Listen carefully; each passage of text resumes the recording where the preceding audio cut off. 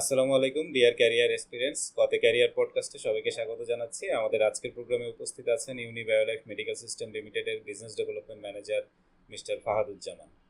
জামান ভাই, আসসালামু আলাইকুম, কেমন আছেন? ওয়ালাইকুম আসসালাম, আলহামদুলিল্লাহ ভালো আছি। আপনি কেমন আছেন? আলহামদুলিল্লাহ ভালো আছি। আমাদের এটা একদম মূলত হেলথ কেয়ারে যারা কাজ করে তাদের ক্যারিয়ার রিলেটেড কিছু স্পেসিফিক কোশ্চেন নিয়ে আমরা কিছু সমাধান খুঁজতে চেষ্টা করি। তো সেই বিষয়ে কিছু কোশ্চেন করবো এবং কিছু সলিউশন বিশেষ করে যারা হেলথ কেয়ারে ক্যারিয়ার করতে চায় তাদের জন্য প্রোভাইড করার চেষ্টা করব। আপনি এই সেক্টরে কাজ করছেন কতদিন? আমি এই সেক্টরে কাজ করছি 2017 ডিসেম্বর থেকে 2024 পর্যন্ত। বর্তমানে তো কাজ করছেন মেডিকেল ইকুইপমেন্টের বিজনেস ডেভেলপমেন্ট ম্যানেজার জি, হিসেবে। মেডিকেল ইকুইপমেন্ট ইন্ডাস্ট্রিতে কোনো ফ্রেশার যদি এসে জয়েন করতে চায় বিজনেস ডেভেলপমেন্ট, মার্কেটিং বা সেলসে, তাদের কি সেই সুযোগটা আছে? অবশ্যই আছে। তবে হচ্ছে আপনাকে আপনার যদি বায়োলজিক্যাল ব্যাকগ্রাউন্ড থেকে হন সবচেয়ে ভালো হয়।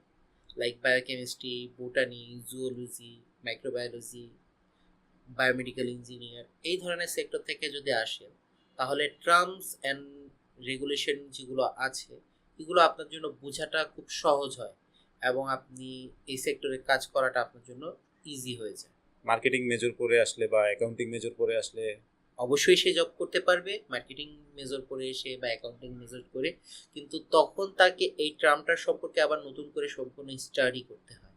লাইক হচ্ছে কোন টেস্টগুলো আছে, সেই টেস্টগুলোর নাম কি, সেই টেস্টের কাজ কি, সেই টেস্ট কিভাবে হচ্ছে, এই জিনিসগুলো তাকে অনেক স্টাডি আপনার করতে হয়। পরিচিত কেউ আছে যারা মার্কেটিং বা অ্যাকাউন্টিং থেকে এসে এখানে কাজ করছে? হ্যাঁ, আমার পরিচিত আছে ভালো করছে যে ক্যারিয়ারে কিনা তারা?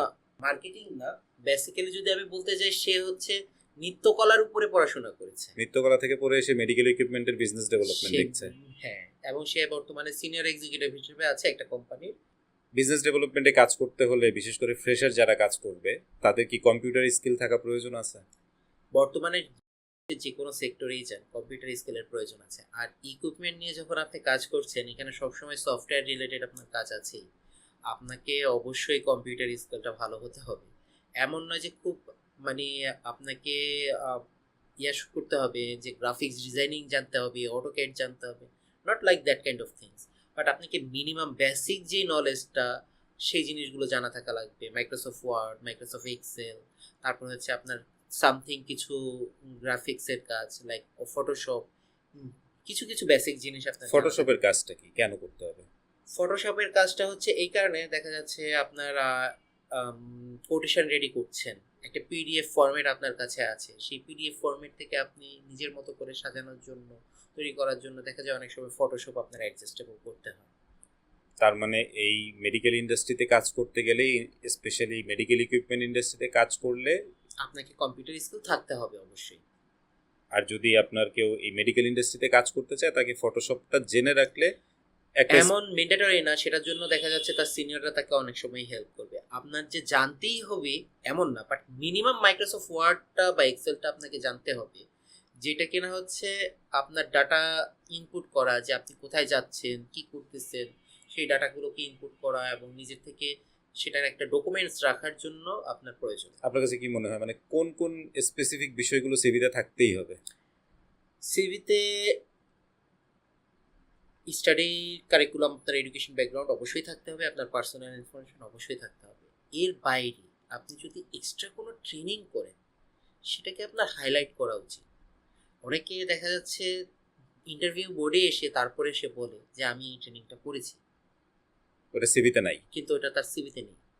এইগুলো আসলে খেয়াল রেখে তারপরে আপনার করা উচিত। তারপর সে তার প্রজেক্ট যেটা করতেছে সেই প্রজেক্টটাকে সিভিতে উল্লেখ করা উচিত। সেই প্রজেক্টের উপর দেখে বোঝা যাবে সে তার কোন ক্যারিয়ারের দিকে আসলে ডেভেলপ করতে চাচ্ছে তার লাইফটাকে, বা সে ডেভেলপ ওই দিকে করতে চাচ্ছে কিন্তু তার পার্সোনাল প্রবলেমের কারণে এমনও হচ্ছে যে সে ওই সেক্টরে না গিয়ে অন্য সেক্টরে আসতেছে।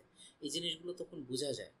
সো এই কারণে দেখা যাচ্ছে যে আপনার সিভিতে অ্যাটলিস্ট তার এডুকেশনাল ব্যাকগ্রাউন্ড, তার পার্সোনাল ইনফরমেশন এবং হচ্ছে তার ট্রেনিংগুলো খুব ভালোভাবে উল্লেখ করা উচিত।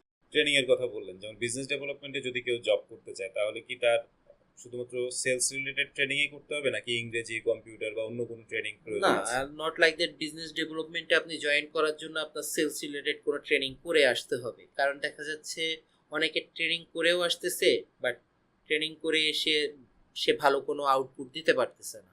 আবার অনেকে ট্রেনিং না করে এসেও দেখা যাচ্ছে সে এখানে কোম্পানির তরফ থেকে সামথিং তাকে যে বেসিক ট্রেনিংটা দেওয়া হচ্ছে সেখান থেকে সে অনেক ভালো আউটপুট দিচ্ছে, এরকম হচ্ছে।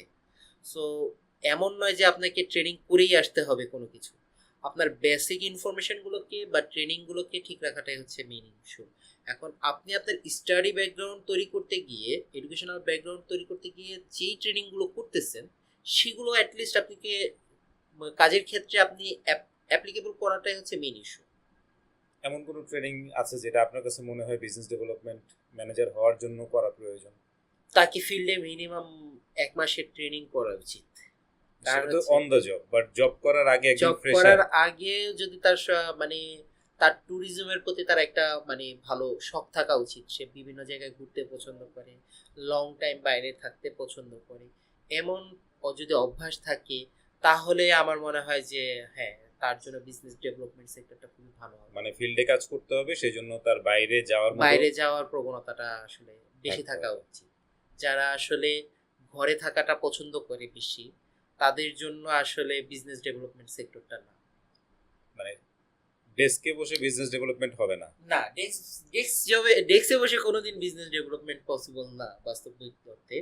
আপনি বাইরে বের হওয়ার প্রবণতাটা অবশ্যই তৈরি করতে কেউ হবে। একজন মনে করেন আপনার কমিউনিকেশনে অনেক ভালো, মেইল কমিউনিকেশনে অনেক ভালো, ফোনে ভালো কনভারসেশন করতে পারে, কিন্তু বাইরে যাবে না। হ্যাঁ, সেটা বিজনেস ডেভেলপমেন্ট, এই ধরনের বিজনেস ডেভেলপমেন্টটা হয়, কিন্তু দেখা যাচ্ছে কি আপনার আমাদের যে সেক্টরটা ইকুইপমেন্ট সাপ্লাই এবং রিএজেন্ট অথবা ফার্মাসিউটিক্যালের যেই মার্কেটিং জবটা, অথবা আপনার দেখা যাচ্ছে যে হসপিটালের যে মার্কেটিং বিজনেস ডেভেলপমেন্টটা, এটার জন্য আসলে এই জিনিসটা প্রযোজ্য হবে না।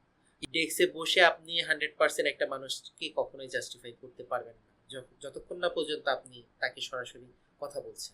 আমি যেটা দেখেছি যে এই মেডিকেল ইকুইপমেন্ট বিজনেস যারা করে তারা অনেকেই বিভিন্ন ইভেন্ট করে। তো ইভেন্ট ম্যানেজমেন্টের নিয়ে যদি কারো আগ্রহ থাকে বা ইভেন্টে অনেক ভালো এমন কেউ এসে যদি এই সেক্টরে বিজনেস ডেভেলপমেন্টে কাজ করতে চায়, করতে পারবে? হ্যাঁ, তারা করতে পারবে, কিন্তু কথা হচ্ছে ইভেন্টে আপনি একদিনের বিজনেস হয়তো, বা ইভেন্ট তো আর সারাদিন, ফেয়ার বা ইভেন্টগুলো তো সারাদিন থাকে না। না। এটা হচ্ছে আপনার একটা সাময়িক সময়ের জন্য, 1 দিন 2 দিন বা 1 সপ্তাহ বা 10 দিনের জন্য। সো বা 1 মাসের জন্য ম্যাক্স হচ্ছে আপনার ফেয়ারগুলো হয়ে থাকে। সো এই ইভেন্টের উপরে ভিত্তি করে যে আপনি 100% আপনার অ্যাচিভমেন্ট করতে পারবেন এমন নয়। আপনাকে বাহিরমুখী হওয়াটা এই কারণেই আমি বলি যে খুব ইম্পর্টেন্ট এই সেক্টরটার জন্য। থ্যাংক ইউ সো মাচ, আপনার অনেক ইনসাইটফুল ইনফরমেশন কিছু পেলাম। আমাদের স্টুডিওতে আসার জন্য অনেক অনেক ধন্যবাদ। This is Mainuddin Akash signing off. দেখা হচ্ছে পরবর্তী এপিসোডে অন্য কোনো গেস্টের সাথে। আল্লাহ হাফেজ।